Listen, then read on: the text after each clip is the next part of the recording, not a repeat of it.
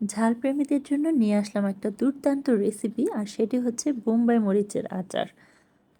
দুর্দান্ত এই বোম্বাই মরিচের আচার আপনারা গরম খিচুড়ি, পোলাও কিংবা কোনো ভর্তার সাথে যদি অ্যাড করে খেতে পারেন, সেটাও কিন্তু খুবই দারুণ লাগবে। এই আচারটি কিন্তু খুবই অল্প সময়ে বানিয়ে রেখে সম্পূর্ণ বছরের জন্য রেখে খেতে পারবেন, এবং সময় যেমন কম লাগে, খেতেও কিন্তু ভীষণ ভালো লাগে। আর বোম্বাই মরিচের ঝালের কথা চিন্তা করে যদি ভয় পেয়ে থাকেন, তাহলে আমি বলে রাখি যে আমি মরিচগুলো আস্ত রেখেছি। আস্ত রাখলে কিন্তু ঝালটা সম্পূর্ণ বেরিয়ে আসে না। আপনারা আপনাদের প্রয়োজন অনুযায়ী মরিচটা ভেঙে আপনাদের ঝাল অনুযায়ী ওইভাবে নিয়ে খেতে পারবেন। তো এখন আর কথা না বাড়িয়ে চলুন মূল রেসিপিতে চলে যাই। আসসালামু আলাইকুম। যে যেখানে আছেন, আশা করছি মহান আল্লাহ তাআলার অশেষ রহমতে সবাই ভালো আছেন। আলহামদুলিল্লাহ, আমরাও ভালো আছি। তো আমি ১ম এই আমার গাছে অনেক বোম্বাই মরিচ হয়েছিল, সেগুলি খাওয়া হচ্ছিল না। তো কিভাবে কি করব ভাবতে, ভাবতে দেখছি পেকে যাচ্ছে। তখন আমি বাজার থেকে আর কিছু মরিচ কিনে আর আমার গাছের মরিচগুলো একসাথে করে আচার বানাবো ভেবে নিয়ে নিলাম। এখন আমি এগুলিকে পরিষ্কার করে ধুয়ে নিয়েছি। তারপরে আমি সবগুলি বোটা পরিষ্কার করে নিয়েছি। এখন আমি মরিচ নিয়ে নিয়েছি। এখানে ৩০ থেকে ৩৫ টার মতো হবে, ছোট বড় সবগুলি মিলিয়ে। তারপর আমি এখন নিয়ে নিব রসুন। আমি বড় রসুন নিয়েছি, আপনারা চাইলে ছোট রসুনও নিতে পারেন। আমি বড় ৩ টে রসুন নিয়ে নিয়েছি।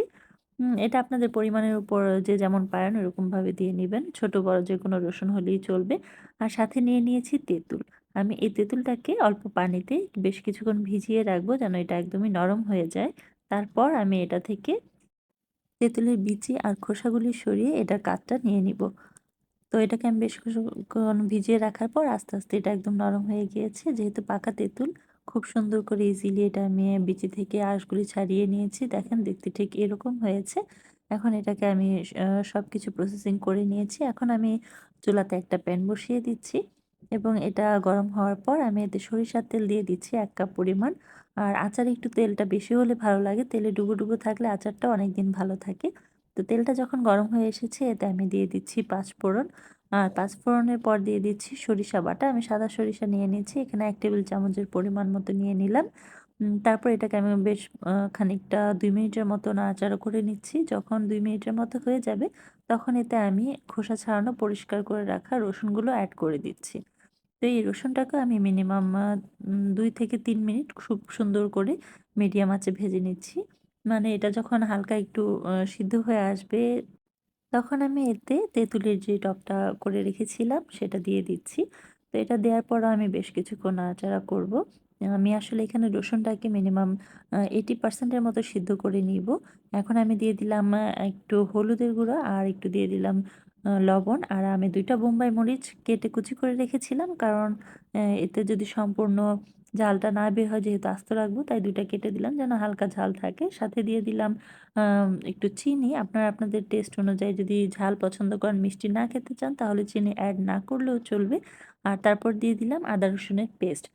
চিনিটা যদি আপনারা স্কিপ করতে চান, স্কিপ করতে পারেন, অথবা টক, ঝাল, মিষ্টি ৩ টা মিক্স চাইলে চিনিটা এড করতে পারেন। তো এখন আমি রসুনটা যখন 80% সিদ্ধ হয়ে গেছে, এতে আমি এখন মরিচটা এড করে দিচ্ছি। আর বোম্বাই মরিচটা কিন্তু সিদ্ধ হতে বেশি সময় লাগে না। তো এটাকে আমি একটু হালকা নাড়াচাড়া দিয়ে ২ থেকে ৩ মিনিটের মতো রাখবো।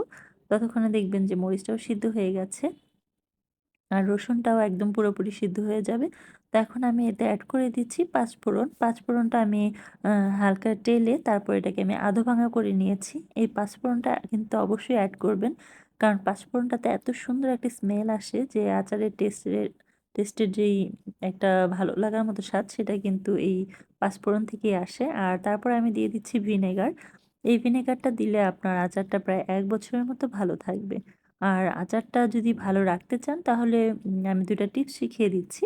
সেটা হচ্ছে আপনারা আচারটাকে প্রায় একটু রৌদ্রে দিবেন। রৌদ্রে দিলে আচার অনেকদিন ভালো থাকে। আর আচার উঠানোর ক্ষেত্রে কখনোই ভিজা কোনো কিছু ইউজ করবেন না, বা হাত দিয়ে কখনো তুলবেন না। সবসময় শুকনা চামচ বা যেই জিনিসটা দিয়ে তুলবেন সেটা শুকনা রাখার চেষ্টা করবেন।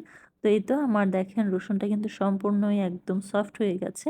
মরিচটাও সিদ্ধ হয়ে গেছে। তো আমি এখন এটাকে নামিয়ে নিব। আমার ভিডিওটি যদি আপনাদের ভালো লেগে থাকে, সবাই লাইক, কমেন্ট এবং বেশি, বেশি করে শেয়ার করে দিবেন ফ্রেন্ডস অ্যান্ড ফ্যামিলির সাথে। আমার ভিডিওটি শেয়ার করলে আমি খুবই খুশি হব, এবং অন্যরাও জানতে পারবে। যারা পারেন তারা তো পারেন না, তবে যারা একদমই নিউকামার আছেন তাদের আশা করছি উপকারে লাগবে।